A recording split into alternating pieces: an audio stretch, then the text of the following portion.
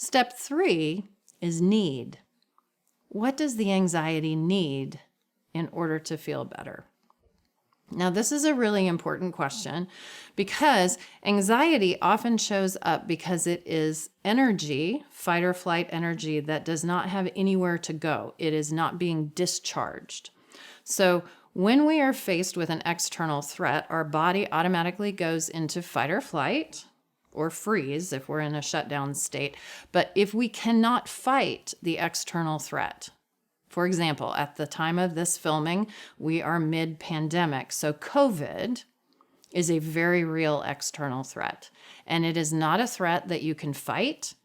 You can't fight COVID. You can't even see COVID. And it's not an external threat that you can run away from. You can't go anywhere to get away from this virus, nowhere literally in the world. So that requires the body to be in this place of freeze, which means that there's no way to discharge the energy of that anxiety, which is one of the reasons our anxiety levels are going through the roof. There is an external threat. It's very real, and you cannot fight it, and you cannot run away from it. So one thing our anxiety might need for us to know is we need some physical outlet to discharge this fight or flight energy. We may need to, instead of sitting in front of a screen at night and watching TV and checking out, we may need to go for a family walk. We may need to go shoot hoops in the driveway. We may need to run or do some yoga. We may need some physical way of moving the body so that the body physiologically is able to discharge that energy. And that's just the result of number 3. What do you think your anxiety needs? Well, some other things that our anxiety might need might be some safety.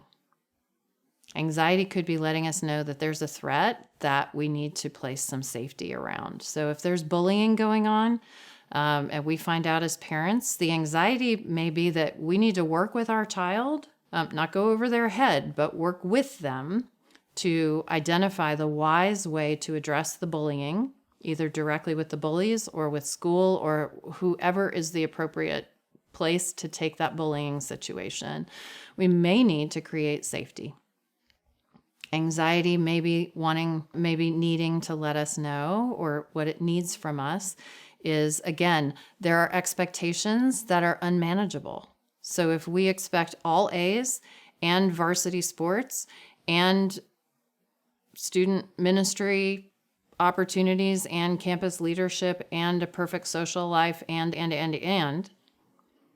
even if that's not coming from us as parents, then maybe what the anxiety needs to feel better is for us to come alongside our child and say, oh, all those crazy expectations in our culture are overwhelming.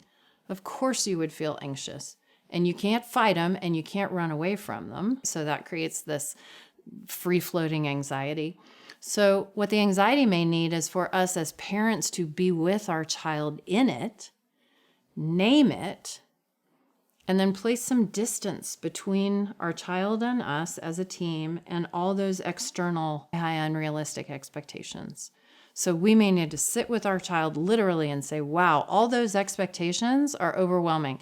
What does your child's anxiety need in order to feel more comfortable, in order to be able to calm down? Does it need safety? Does it need protection? Does it need a voice? Does it need physical outlet?